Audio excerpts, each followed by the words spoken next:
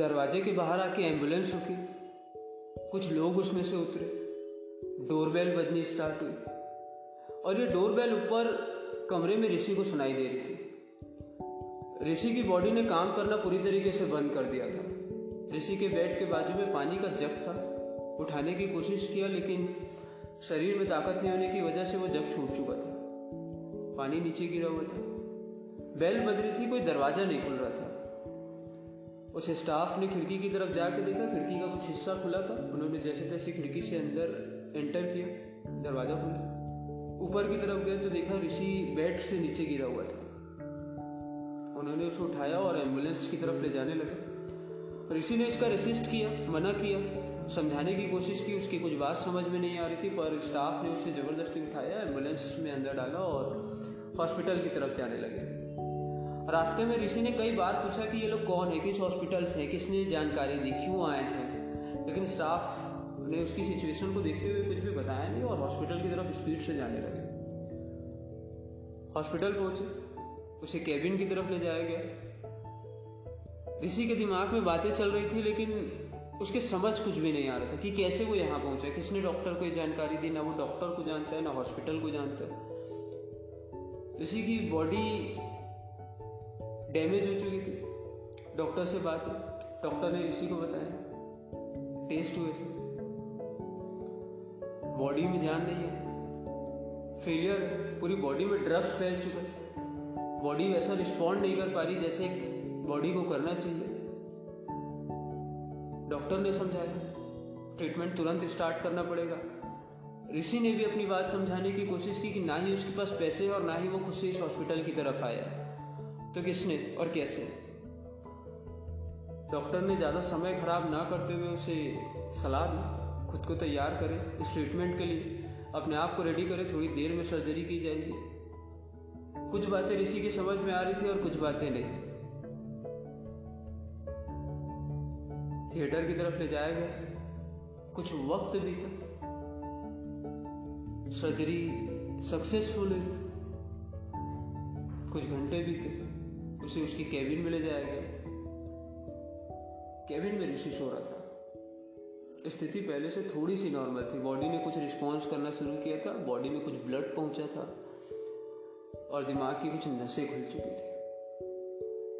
रात का वक्त था, सो रहा था। तभी उसकी केबिन के बाहर किसी ने नॉक किया। जब नॉक करने के लिए किसी ने पहली बार दरवाजे को टच किया तो ऋषि की धड़कन तेज हो गई। नॉक बढ़ता गया, इसकी धड़कन तेज हो रही थी।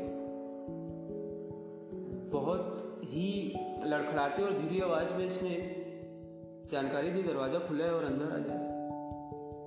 जैसे ही दरवाजा खुला और पहला पैर अंदर आया, ऋषि की आंख भर चुकी थी। जो दरवाजे से अंदर आया वो ऋषि का दोस्त था, धैर्य। ऋषि की हालत देख के काफी देर वो खुद भी शॉक था। दोनों एक दूसरे को काफी देर से देख रहे थे लेकिन कुछ बोल नहीं रहे थे। काफी वक्त वो सिर्फ एक दूसरे को देखते रहे, मानो इशारों में ही बहुत सारी बातें हो चुकी हो। धैर्य उसके पास गया, बैठा। ऋषि कुछ बोल पाता उससे पहले धैर्य ने बोला कि कुछ भी बताने की जरूरत है नहीं। ऋषि समझ चुका था कि इस हॉस्पिटल में वो अब कैसे पहुंचा था, कैसे वो यहां आया।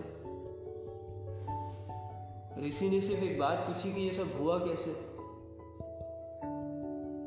कैसे तुमको पता चला कि मैं यहां हूं। धैर्य ने बताया कि तुम्हारा एक लेटर पहुंचा था, जिस लेटर में लिखा हुआ था कि मैं कैसा हूं, मेरी लाइफ कैसे चल रही है। उस लेटर में तुम्हारे बारे में तो कुछ भी नहीं लिखा था, लेकिन उस लेटर को पढ़ के ये पता चल चुका था कि मेरा दोस्त बड़ी तकलीफ में है। और एक बार पता चल गया, फिर दोस्त का पता लगाना इतना भी मुश्किल नहीं था। कुछ देर बातें करते रहे।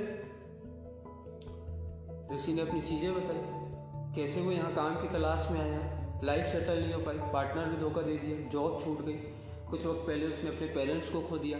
लेकिन जब वो अपनी लाइफ की डैमेज कंडीशन में था, जब वो अपने आप को बर्बाद कर रहा था, तब उसने एक आखिरी लेटर लिखा था अपने दोस्त को, वो जानता ही था कि उसकी आखिरी जो उम्मीद थी वो उसका दोस्त है। जिस दिन ये लेटर फाइनली उसके दोस्त के पास पहुंचेगा वो आएगा जरूर, वक्त लगेगा लेकिन आएगा जरूर। और फाइनली हुआ भी ये। दोनों ने बहुत सारी बातें की।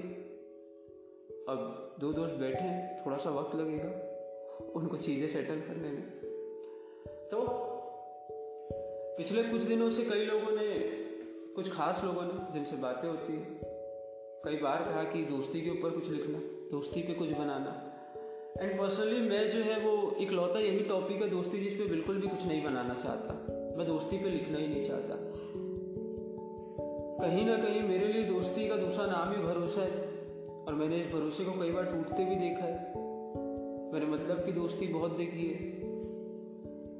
हाँ, दोस्ती बहुत सारी होती है, किसी की दोस्ती बहुत अच्छी निकल जाती है। मेरे भी बहुत अच्छे अच्छे दोस्त रहे हैं, नो डाउट रहे हैं। लेकिन पर्सनली दोस्ती एक ऐसा टॉपिक है जिसपे मैं कुछ भी लिखने से पहले बहुत डरता हूँ। दोस्ती के बारे में मैं एक ही बात कहूँगा कि जब दो लोगों की दोस्ती टूटती है ना, तो सिर्फ दो लोगों की नहीं टूटती है, बहुत सारे लोगों से भरोसा उठ जाता है। आप दोबारा कभी लाइफ में एक दोस्त नहीं बना पाएंगे, क्योंकि जब भी आप दूसरा दोस्त बनाना चाहेंगे आपको हमेशा उस पर शक होगा। दोस्ती का ही दूसरा नाम भरोसा है। एक दोस्त के सहारे आप लाइफ में बहुत दूर तक जाते हैं। अगर पहली दोस्ती टूट गई तो याद रखिए आप दोबारा कभी एक सही दोस्त बना ही नहीं पाएंगे। अगर मुझसे कोई ये पूछे कि अगर मैंने अपनी लाइफ में सबसे अच्छा काम क्या किया, या अपनी लाइफ में मैंने कोई भी ऐसा काम जो लगे कि सबसे अच्छा रहा हो, मैंने आज तक कभी किसी का भरोसा नहीं तोड़ा। अनजाने की बात अगर साइड रखी जाए, मैंने कभी भी अपने फायदे के लिए, मैं प्राउडली बोल सकता हूँ कि मैंने कभी किसी को धोखा नहीं दिया। अपने फायदे के लिए किसी का दिल नहीं दुखाया, अपने फायदे के लिए कभी किसी का इस्तेमाल नहीं किया है मैंने। दोस्ती जिस हद तक निभा सकता था, जिसको जितनी इज्जत देनी थी, हमेशा दी है। और ये मैं हमेशा ही एक प्राउड के साथ कह सकता हूँ कि मैंने कभी किसी का भरोसा नहीं तोड़ा है। हाँ, कोशिश की है लोगों की मदद करने की, लोगों का साथ देने की, अपनी दोस्ती निभाने की, लेकिन अपने फायदे के लिए कभी भी किसी की दोस्ती का इस्तेमाल नहीं किया है मैंने।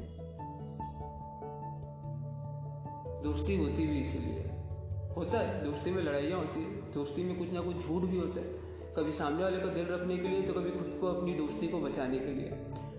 लेकिन झूठ में, धोखे में, भरोसा तोड़ने में बहुत सारा फर्क होता है।